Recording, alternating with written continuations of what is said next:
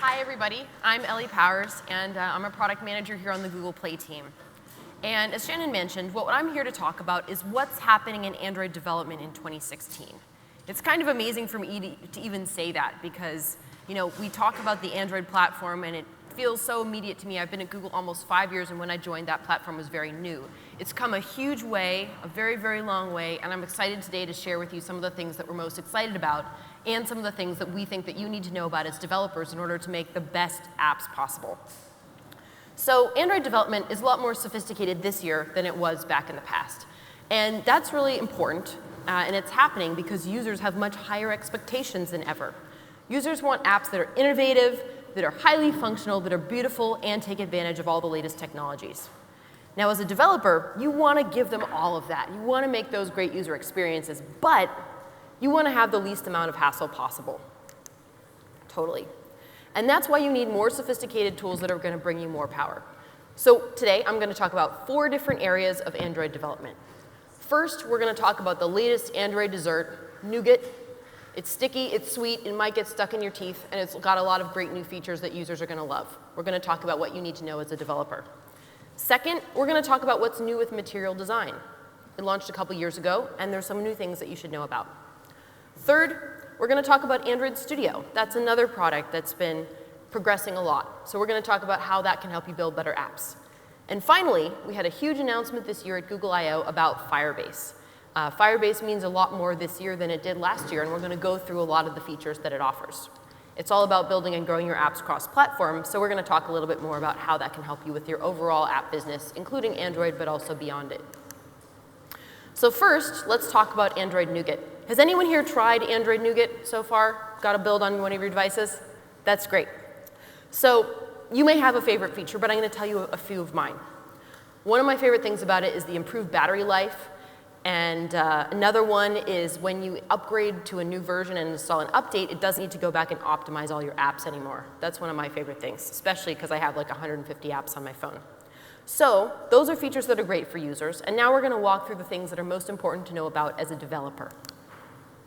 So first up is multi-window. What this means is a user can use their phone or tablet or even TV to do more than one thing at the same time. Now, this can be great for users who like to do things like maybe watching a video of the cooking recipe, demonstrating how to make an item, while looking at the recipe or the shopping list in another screen. So you can look at those 2 activities at the same time. Maybe if you're like me, when you're doing your work email, you also like to watch cat videos at the same time, and so multi-window will help you do that. We find that multi-window works especially well with devices that have much larger screens. I use it on my Nexus 6P and find it works pretty well there. And it's really easy to have this work. It'll start working on your apps automatically by default. You don't actually have to do anything, but in order to make sure it works well, you'll probably want to test out your apps with Nougat in the multi-window mode and just make sure that everything's working well and looking good. And the reason this works so easily is that Android apps and their layouts are so good at adjusting anyway to take advantage of different screen sizes, right? If you open your app on a different size device, it'll adjust automatically. And so with multi-window, a similar thing is happening here.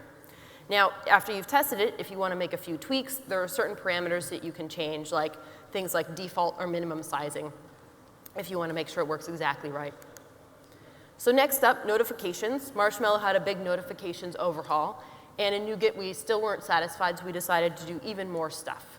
We're going to talk through a few of the important changes. So first up, there's new templates for notifications. Another really important thing is there is a attribution marker. You can see up here, there's a green icon, and it says Hangouts. This way, a user can be sure exactly which app sent that notification. Also, we offer bundled notifications. I use this all the time because I get a lot of Gmail messages, and so with bundled notifications, they all come together as one group, so it's easier for the user to manage those notifications. But my favorite feature with notifications in Nougat is actually these quick actions. If you look at the screenshot in the right, what you can see here is there are these quick action buttons. So if you get a message, you don't actually have to open the app to reply to it. For example, here, I could just click on the reply button or the archive button. And so when I find that I'm running from meeting to meeting, it's really easy for me to send quick messages to my colleagues or friends and family as I'm going through my day. So does anyone here in this room speak multiple languages? Yeah. I had a feeling that this would be a big hit in Europe. I speak one language pretty well and then two languages pretty badly. And so we think in Europe, this is going to be a pretty popular feature. So the idea is that many people don't speak just one language, they speak more. And so what we allow the user to do is to specify their different languages that they speak and put them in their order of preference.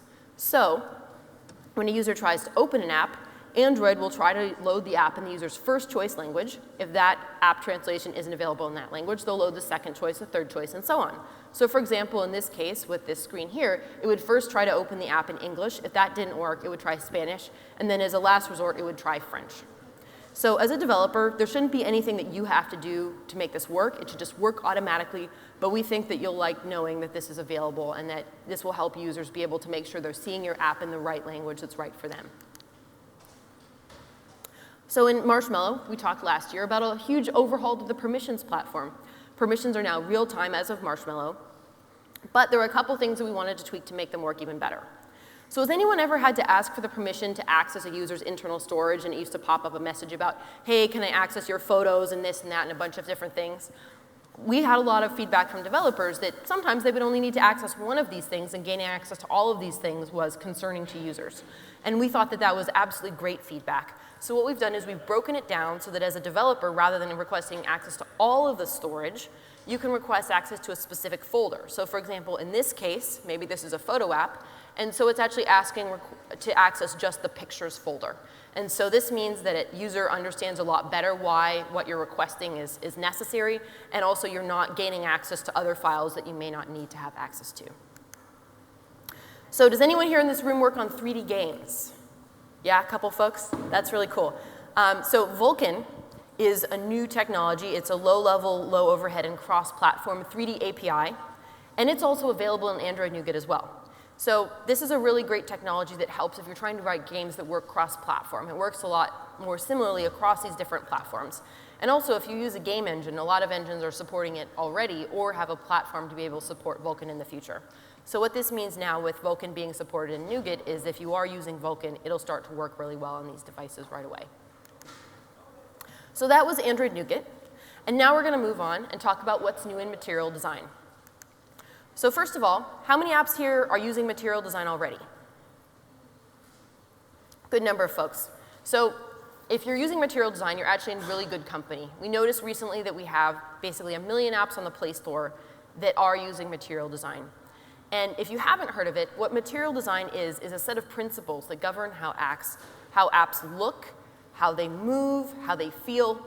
And it's this set of design principles that covers things like tactile surfaces, rich imagery, bold colors, and my favorite, which is meaningful motion. And why material design is important for you as a developer is that when a person uses your app for the first time, you want them to know how it works, right? And if you're already using this material design framework that users understand, it'll be more intuitive to them to understand how to get started with your app. You'll be less likely to have a person who gets confused or lost and doesn't know how to do it. And so if you're looking to reach the over 1.4 billion Android users that are active today, using material design can be a critical part of the process in order to make sure that they're going to know how to get started immediately and stay engaged. So we'll talk about a couple examples of developers here in Europe that are using material design. So first up is Bring from Switzerland, and they implemented material design. Now, if you haven't used the Bring app, it's all about being able to manage multiple shopping lists. And it does things like informing you about what items still need to go in your cart. You can also share your shopping list. So if you have a roommate or spouse who's at the store, you can alert them at the last minute if there's something that they need to pick up from you. So Bring has used material design to implement a consistent toolbar across the different screens in their app. It allows them to keep their most popular features accessible wherever you go. And so they've managed to fit in search, the nav drawer, imagery, and an invite button on this toolbar that's visible throughout their app. And they were pretty happy with how this went because when they launched it, they saw that they had a 66% increase in session times in the 6 months following the launch of the material design revamp. And they also managed to get showcased on the Material Up blog as well. Fabulous is another app. This one's based in Paris. And it's a science-based app that encourages users to adopt a healthy lifestyle. And it does this by developing a personalized step-by-step program for each user. And so in this layout, we can see that they're using cards as well. But in this case, they're using this to help a user organize their habits and their goals. And when you tap on these cards, they elevate. And with the help of icons, they make it really easy for the user to see exactly what they're doing and to understand every action that they're taking. It's a very clear layout, and users have responded really well. So since they did their material redesign in 2015, they've actually had a 10-fold increase in daily downloads. So they've been really happy with this result as well. So let's talk about what's new with material design this year. When we first introduced it, we had some devices that were able to support a lot of advanced, complicated things, but some devices weren't. The great news is that in 2016, on average, devices are just so much more powerful than they were when material was first announced. So we're really encouraging developers this year who want to really set themselves apart from a design standpoint to look at the use of motion. With the higher-end devices, you can support a lot more motion than you could with lower-end devices a couple of years ago. So motion is really powerful because not only can it be fun, can it be amusing, can it really bring charm and character to your brand, but it's also a real usability feature. Using motion in your app can help a user understand as they transition from one screen in your app to the next. Really helps understand the transitions. And, as I mentioned, it's also a great way to bring in fun, delight, and even make your users laugh. So that was what's new with material design in 2016. And now the question is, how do I make this happen? If I want to support the latest Nougat features, bring a great design, and build a wonderful app that's really going to get noticed, how do I do it? And let's talk about Android Studio for that. So is anyone here using Android Studio today? Is anyone not using Android Studio? Cool. Every year we're seeing more and more people using the Studio, and the reason for that, we hope, is that we wanted to build a purpose-focused IDE. We wanted to have something that really was tuned for the languages that Android development is based on and really felt native to the Android platform. And we've really been shocked and humbled by the amount of momentum we've seen on the Android Studio adoption so far. So those of you who said you're using Android Studio, you're in very good company. If we look at the top 125 apps and games on Play, actually 92% of them are using Android Studio. That's been great to see. And of course, millions of developers all over the world are using Android Studio as well. So for those of you who maybe didn't know Android Studio as well, let's take a little bit of time to talk about it and talk about what was new in the past year. So at the beginning of the year, we launched Android Studio 2.0. The main focus here was speed. That was a real key piece of feedback we had from developers. They said, make it faster if you do nothing else. Came back time and time again. So we introduced something called Instant Run. Now the idea here is that you can do swaps of code in real time when you go to run your app. There's not a lot of waiting, and it can push code and resources directly into the app while it's running on your computer. And this also included not just Instant Run, but also major improvements to the emulators.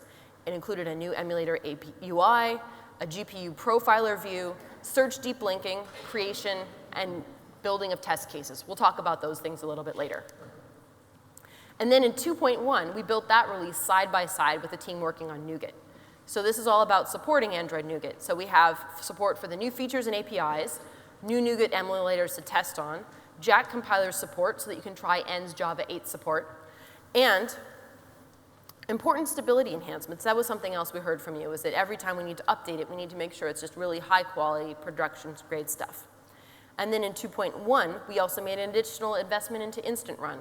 We moved the DEX in process, and that was a huge accelerator, allowing Instant Run to get even faster than previous incarnations. So of course, now we're looking at Android Studio 2.2. The main focuses there are speed, smarts, and support for Nougat. And so we also have a ton of updates in this release, for everything from Firebase integration to enhanced support from C++. So I'm going to highlight a few things that you should know about in this latest release. So as a developer, one of the best feelings in the world is being in the flow. You finally sort of load up in your brain all of the code that's running, you're working on it, and the last thing you want is to get disrupted, to break that flow when you're waiting for your app to build and run on your machine. So that's why we introduced Instant Run. And we've made progressive improvements since its launch. You can see a lot of the updates here into the speed, and that's really been getting a lot of good feedback, and we're going to keep trying to work on that and improving it even further. We've also seen a big development in the Android ecosystem around C++. When we first started working on Android, we thought that native code was something that was going to be pretty rare, and it was.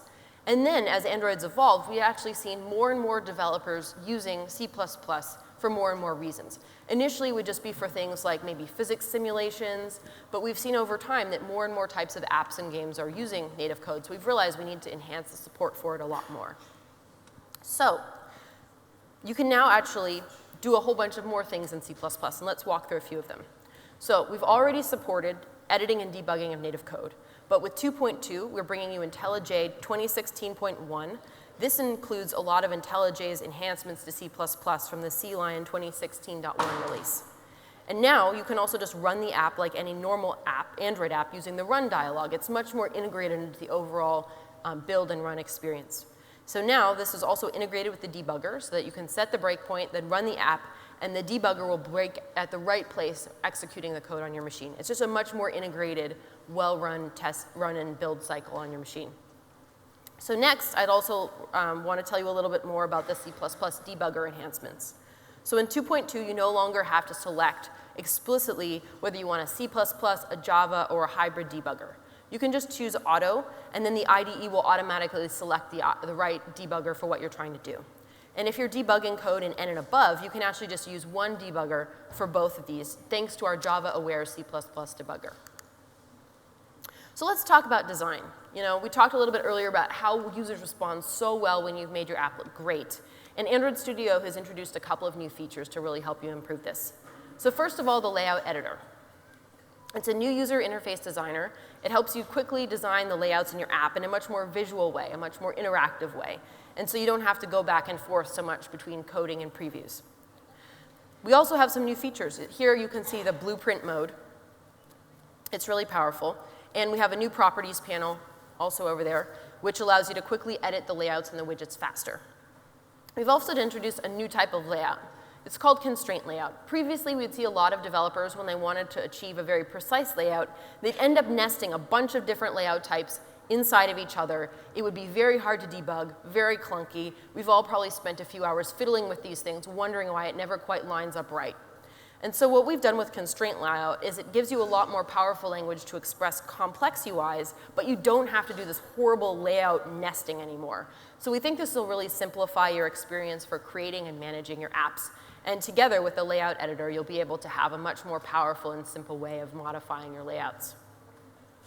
Now, if you do have a tricky layout issue that you can't really figure out, we also have something called Layout Inspector.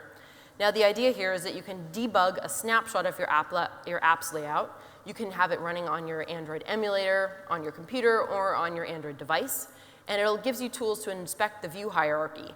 And you can look at different corresponding attributes to find and fix the layout issues that you couldn't debug a little bit more easily.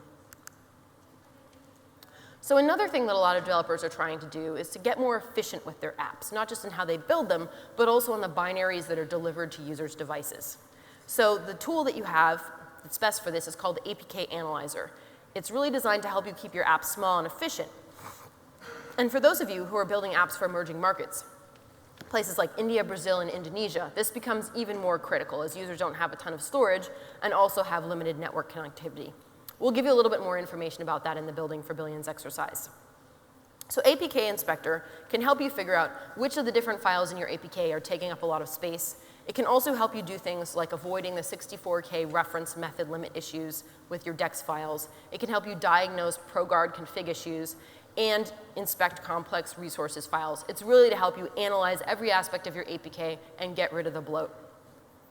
Now, one of the other things to note is that the APK Analyzer actually shows you file size in a couple of different ways. First of all, you can see the raw file size, but actually you can also see the download size of various components in your APK. And what is the difference between those? Well, the download size is actually the estimated size that users would actually need to download when the APK is served from Google Play. And that can actually be different from the raw file size. So this information should really help you prioritize where to focus your efforts in reducing app size and make sure that you're doing the highest return on investment there. So let's move on and talk about testing, right? Testing is really critical. The most basic thing that users want is they want your app to work well. And so, you know, writing UI tests can be really tedious, and a lot of developers have this as their least favorite thing to do. And we wanted to make that easier because testing is so critical and so important when you're trying to get a high star rating on Google Play or trying to create an app that users love and will want to come back to. So we created something really new. We created something called the Record Espresso Test UI in Android Studio. So here's what you can do. It's just as easy as using your app. You can run your app, and then Android Studio will actually capture all of your UI interactions, and it'll convert them into a fully reusable espresso test. And then you can run this test locally with Android Studio, maybe using the emulator, or you can actually run it against Firebase Test Lab, which we'll talk about a little bit later. And so if you want to use the recorder, you can just go to the Run menu and select the Record Espresso Test function. So if you have been sort of procrastinating and putting off writing any tests because it's a big pain, which it is, I would highly encourage you to use the Espresso Test Recorder to get started. If you just record a couple simple tests for the most common flows in your app, that can pay off hugely when you're trying to make sure you don't have any regressions of functionality. Also core to testing is having a great local test solution, an emulator, right? And the Android emulator didn't used to be as fast as we wanted it to be. And so users would tell me, developers would tell me, that they spend a ton of time and money trying to source a whole wide range of devices. When I'd go to visit developers in their offices, they would show me a gigantic drawer or maybe even a full closet full of all of the Android devices that they had to buy. Probably a lot of you have one of those closets as well. So we've wanted to try to make this unnecessary, or at least a lot less necessary. So what we've been doing is focusing on improving the emulator. One of the biggest concerns there was speed. We've now improved the emulator so it's actually faster than a physical device. We're really excited about that. And we hope that being able to use more of your testing on emulators will mean that you don't have to spend as much time and money managing your gigantic drawer of Android devices, and you can spend more of your time doing some of the funner parts. Finally, Android Studio is also the easiest way to integrate the suite of Firebase tools that I'm about to talk about. We want to make it easier for you to add services like analytics, authentication, notifications, and AdMob with just a couple clicks in Android Studio. So we've made that a lot easier. OK, so I started talking a little bit about Firebase and how it integrates with Android Studio. But let's talk about actually what Firebase is. So Firebase was a company that Google acquired a couple years ago. And when we acquired them, they were actually mostly like kind of back-end services. And now, at Google I/O this year, we are really excited to announce that Firebase is a lot more than that. Firebase is actually a whole suite of technologies. We've tried to bundle together all of the most important Google developer services and created one cross-platform suite of tools. It used to be if you wanted to use a bunch of different developer services from Google, you had to go to a bunch of different places, multiple SDKs, multiple websites of documentation. It was more complicated than we wanted. But with Firebase, we've combined a bunch of the different components together, single SDKs, centralized hubs of documentation, et cetera. So it's a lot easier for you as a developer to use multiple Google tools together. And one key point to note, Firebase is cross-platform. It'll work fantastic on Android, but we know all of you want to support your app on multiple platforms as well, and so Firebase also works on iOS. So let's talk about the thing that brings together all the different Firebase tools, analytics. It's at the core. Everything you want to do as a developer, you also want to measure and see how it impacts users. So Firebase Analytics product is great about giving you information about how users behave and also where they're coming from when they go into your app. We built it from scratch to support app developers cross-platform. And a lot of people ask us, well, how is it different from Google Analytics? And I think the key thing to know about it is it was built by the same team that built Google Analytics. Firebase Analytics is super optimized for mobile apps, and we think it's a great place to get started if you haven't picked a solution already, or if you're looking at getting a better analytics product for apps and games. So here's an example of what Firebase Analytics can look like with a particular game. And then one of the things we want to do with Firebase Analytics is to make sure that out of the box you get as much information as possible so you don't have to spend a bunch of time duplicating the sorts of things that every developer would want to have. So it's a great way to look at, for example, the usage from your app. You can also do experiments with analytics. And in a lot of cases, you won't even need to do any coding. So for those of you who work at smaller companies, it's really great to set these sorts of things up so that people like product managers and marketing folks can run experiments or get data without always having to ask engineering teams to go and add more code to the app. So that was analytics, and now we're going to zoom in a couple of different parts of the Firebase suite to understand more about that. And we'll start with develop. I've listed a bunch of the different technologies here that Firebase offers. Unfortunately, I don't have the time to talk about them all today, so we're going to focus on a couple things. First up is authentication. One of the most common things developers want users to do in their app is to sign in, because that way you can offer the user a personalized experience that evolves with them as they keep using your app. And so Firebase authentication gives you a bunch of different options. It supports email and password login. It supports Google, Facebook, Twitter, and GitHub sign-in. And if you already have an existing system, it can integrate with those existing user accounts. And Firebase authentication has an open source library, and it's fully integrated with other Firebase features as well. So just as an example, if you use Firebase authentication, you can also use it to control access to user data in the real-time database. So Firebase Cloud Messaging, which was formerly known as Google Cloud Messaging, is a cross-platform messaging solution that lets you deliver messages to users in a reliable way with no cost, and also trying to minimize impact on users' battery life. Firebase Test Lab for Android is a great way to catch bugs before you ship your code to users. We talked about this a little bit before, how you can record tests on Android Studio. And Firebase Test Lab, it's really important to know, that's actually running your tests on real physical devices that are located in a data center at Google. Now, if you want to get started with Firebase Test Lab, actually the best way to do it is to go into the Google Play Developer Console. We have something in there called the pre-launch report, which we're actually going to hear a little bit more about later. We definitely encourage you to try the pre-launch report in the developer console and to be able to use it with all of your alpha and beta apps. Now, while you may try to catch most of your issues and bugs through testing before the launch, we all know that we're not always 100% effective in this, right? So Firebase crash reporting is a great way to find out about issues that are occurring in the field after your launch. So whenever an app crashes, it's reported by Firebase Crash, and the developer can review these in a report.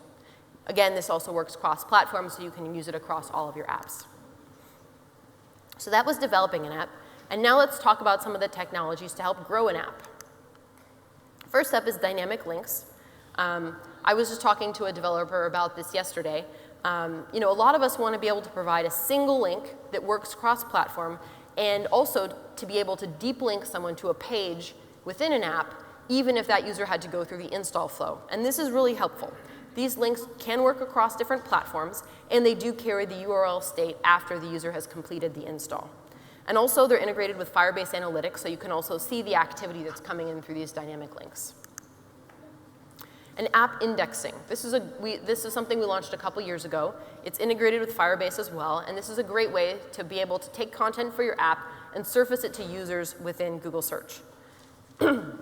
And also, as users interact with your app, it can also boost your search ranking in Google Search. It also provides things like autocomplete in the search bar, bringing users into the content for your app really easily and directly. And notifications. So Firebase Notifications is a free service.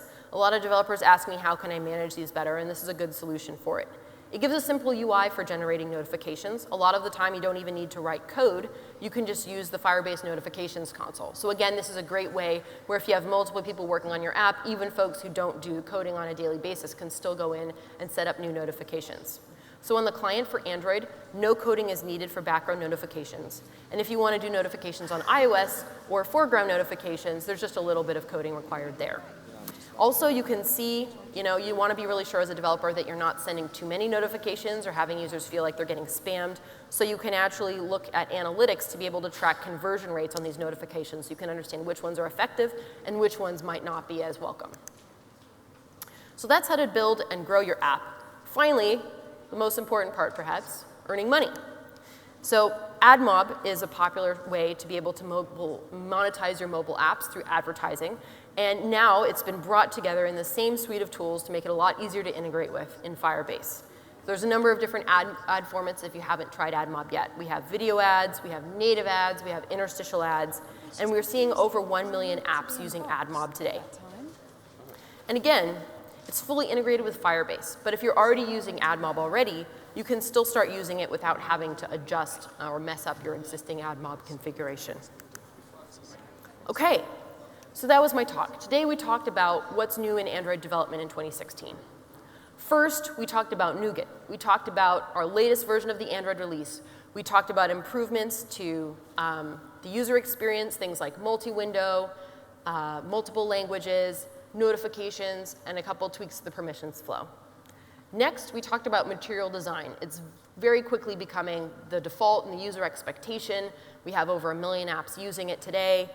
And actually, the thing we want to focus on this year, if you're thinking of refining your material design implementation, is talking about bringing in more emotion to make your app easier to use and also to make it a lot more fun and add personality.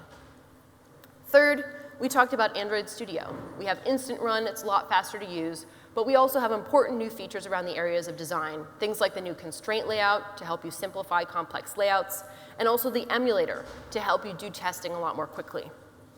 So that's what we learned about in Android development. But I think our biggest announcement for this year was Firebase.